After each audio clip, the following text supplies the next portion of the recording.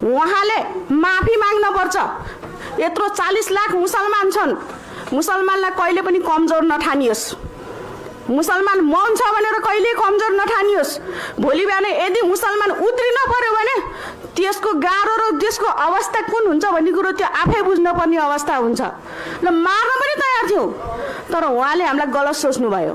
हाम्रो धर्मकै बारेमा विरोध गरेर अहिले जातीय दङ्गा फसादमा लिएर आएर उहाँले जताभात गर्न खोज्ने, फुत्किन खोज्नु भएको।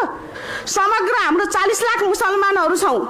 यदि हामीलाई द्वन्द्वतिर लैजाने र हाम्रो विरुद्धमा गलत हाम्रो धर्मको विषयमा, हाम्रो ग्रन्थको विषयमा यदि गलत गरेर हामीलाई गलत कुराको निर्णयमा लिएर आउन सक्नुहुन्छ र ल्याउने र निम्ताउने कुरा गर्नुहुन्छ भने हामी उहाँलाई छोड्नेवाला छैनौँ र चुप लाएर बस्नेवाला पनि छैनौँ। हामी मुस्लिम अगुवा हौँ। मुसलमानको अधिकारको लागि हामी जुन हदसम्म पनि जान सक्छौँ। प्रधानमन्त्री जस्तो एउटा गरिमै पदमा बसेका व्यक्तिहरूले नेपालमा दङ्गा फसाद फैलाउनको लागि अब जताभात जे पनि बोल्दै हुन्छ भनेर उहाँले बोल्ने, जे पनि बोल्न मिल्छ। र यस्तो बेइज्जती महिलाहरूलाई तुरुन्त यदि कानुन छ भने, नेपालको कानुन छ भने संवैधानिक कानुनबाट कारबाही गर्नुपर्छ। जताभात बोल्न मिल्दैन।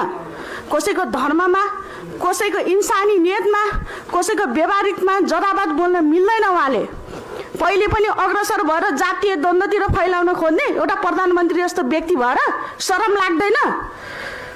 यस्ता महिलाहरू, यस्ता देशका विडम्बना, यस्ता किराहरूलाई, यस्ता जनताहरूलाई पनि बुझ्नुपर्छ र जातीय धर्मको द्वन्द्व फसाउनेलाई त कडाभन्दा कडा कारबाही गर्नुपर्छ।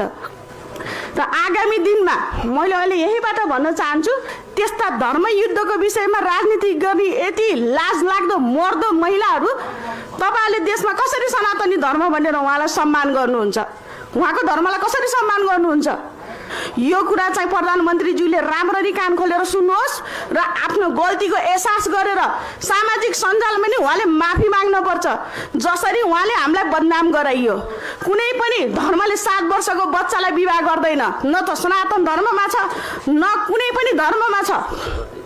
यो विषयलाई अलिकति गम्भीर सोचेर चाहिँ अगाडि बढ्न पर्छ र आगामी दिनमा यस्ता धर्म युद्ध गराउने र मुसलमानप्रति अफुवा फैलाउने र गलत कुरा गर्ने मान्छेलाई नेपाल सरकारले कडाभन्दा कडा कारबाही गर्नुपर्छ। यति भन्दै म बिदा हुन चाहन्छु। अस्सलाम वालेकुम। र मुसलमान समुदायमाथि हस्तक्षेप गरिएको छ, मुसलमानमाथि दङ्गा फसाद मचाइरहेको छ। अहिले तराई प्रदेशतिर हेर्नुहोस् कति ठाउँमा कति दङ्गा फसाद दिएको छ। एउटा जातीयको नाममा, धर्मको नाममा हरेक ठाउँमा मुसलमानमाथि आक्रमण गरिएको छ।